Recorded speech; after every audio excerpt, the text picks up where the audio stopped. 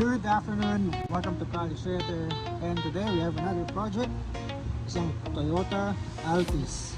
Let's double check kung tama yung Altis natin.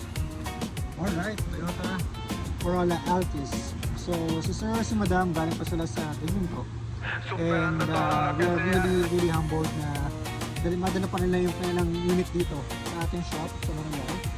So nagabala sila i-drop off yung kanilang unit para ipagawa at ipagkatiwala ang kanilang hard-earned investment sa ating team dito sa Calisete.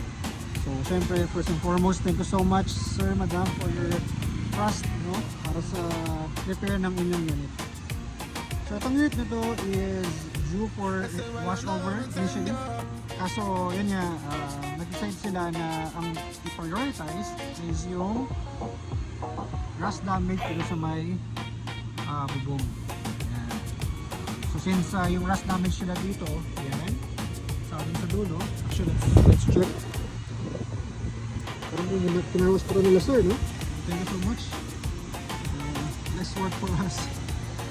Alright, so napansin na meron ng rust damage and meron daw yung butas. So pag mga ganyang damage kantuhan na yun, so normally pull down yung buong windshield. So yung mga rust damage na yan, hindi natin sure kung gaano kalaki yung damage. So maaaring pati yung pinagpapatungan ng salamin, kinainan ng kalawang. Pagdating sa mga rust damage, ano yan, hindi mo mas sigurado kung gaano kalaki yung damage.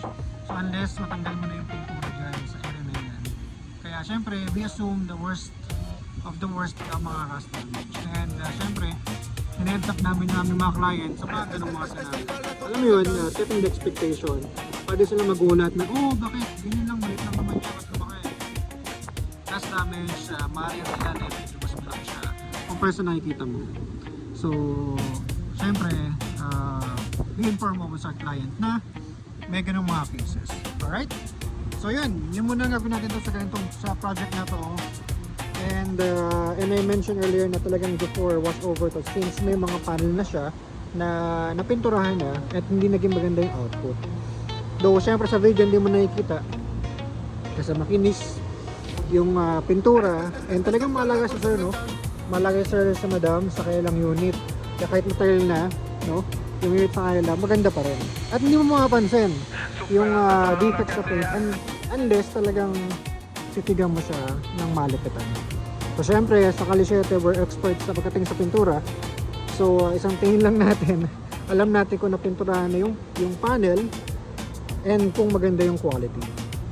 Alright, so ayun, syempre as professionals sa industry, so binibigyan natin sila ng recommendation and in-educate natin yung mga client natin sa kung ano ba talaga yung status ng kailangang pintura.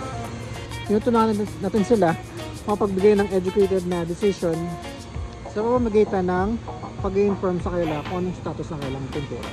And syempre sila mag-decide kung gusto nila ipagawa o hindi, or kung gusto nila ipagawa sa atin or sa iba. So yun lang naman yun.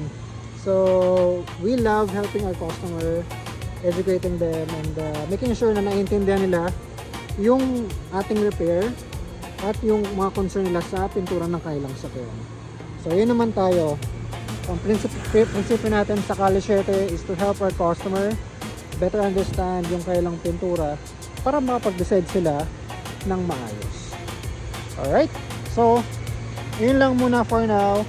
We're really excited sa project na to, and again, thank you so much Sir, Madam, for trusting your investment. Yung pinaghirapan yung investment sa ating team. And yun, medyo overtime ang team natin ngayon kasi nga marami tayong project, and we're really working hard, really hard para make yung ating mga commitments sa ating mga beloved clients. Again, thank you so much Sir, and looking forward to see you. And hopefully masatisfy namin kayo sa result ng aming trabaho. Thank you so much. And as we always say, sa kahit anong trabaho ang gagawin mo, dapat laging may pagmamalaki mo. So that's all for now. Thank you so much and God bless.